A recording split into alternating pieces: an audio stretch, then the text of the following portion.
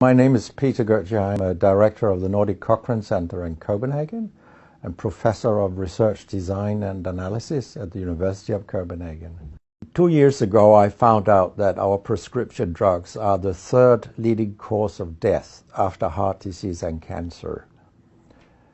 Our drugs kill around 200,000 people in America every year, and half of these people die while they do what their doctors told them. So they die because of the side effects. The other half die because of errors. And it's often the doctors that make the errors, because any drug may come with 20, 30 or 40 warnings, contraindications, precautions, and so on. No doctor in the world knows about all this. So they give patients drugs that they should not have given them, that interact dangerously with other drugs or food items or so on. And then the patients die. That's the other half. So the other thing I found out 2 years ago was that much of what the drug industry does fulfills the criteria for organized crime in US law. And they behave in many ways like the mafia does. They corrupt everyone they can corrupt. They have bought every type of person, even including ministers of health in some countries. So there is a huge amount of corruption. In my country, for example, Denmark, we are regarded as having very little corruption. But yet we have thousands of doctors on industry payroll, although we are just 20,000 doctors. So this is an effective kind of corruption. The drug industry buys the professors first, then chiefs of department, then other chief physicians and so on. They don't buy junior doctors. So when several thousands are on industry payroll, it's really, really bad. And that's why I wrote my book, Deadly Medicines and Organized Crime, How Big Pharma Has Corrupted Healthcare. I hope to convince patients not to take so many drugs, because so many die from the drugs they take. In my country, people take so many drugs that every single citizen can be in treatment with 1.5 drugs from they are born till they die. This is incredible. And drugs are not that helpful. And they kill very many of us. We know that. That's why drugs are the third major killer after heart disease and cancer. So what we need in the coming years is to take far fewer drugs than what we do currently. If we did that and we were careful, then we could live longer and live better lives. Because drugs have many side effects, and patients often don't realize that when they become worse, that it could be a side effect of the drug, which they continue taking because that's what their doctors tell them.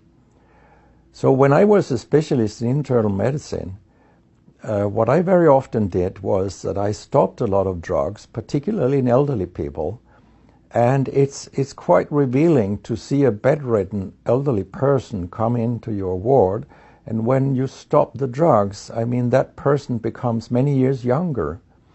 And many of these drugs affect the brain, and old people tolerate that very, very badly. They fall, and when they break a hip, 1/4 of them die. And for example, antidepressant drugs are used in more than 10% of our elderly. And they seem to kill 3% of them every year. I mean, if 100 old people take an antidepressant for 1 year, 3% of them will die because they fall and break their hip. This is a huge death rate. So a lot of other drugs than antidepressants also make people fall and kill them. And they may affect your cognition, your memory, and all these things. And then they interact in ways that we know almost nothing about. Very many elderly, they take more than 5 drugs a day. And we actually don't know how these drugs interact with each other. What we do know is that all drugs have many effects in the body, and some of them interact also in their metabolism. so that you can get a too high concentration of a drug if you take other drugs simultaneously. So we make a lot of harms that we don't even recognize. I have a pretty colorful collection of things people have called me during all these years. And sometimes journalists have asked me, why do you always look up controversy? And my reply is, I don't. Controversy looks me up, because it's not popular to tell the truth in healthcare. You will get a lot of enemies, because a lot of people make money on false premises, doctors and industry alike. And our drug regulators and our politicians, they are on board on this wagon. So very few people are independent of money in healthcare. And of course, I have attacked a lot of holy cows during my career, and people have screamed loudly. In a French journal, I was called a statistical masturbist because I showed with statistics that mammography screening didn't work and things like that. And I was even accused of scientific misconduct by the Association of the Danish Pharmaceutical Industry, which was completely ludicrous. It was harassment from beginning to end. They came with vague arguments that we cannot recognize the conclusions in your study, and they could have come up with numbers and said, these numbers are wrong. They didn't do anything. It was only harassment. It lasted 18 months, I think, the whole thing.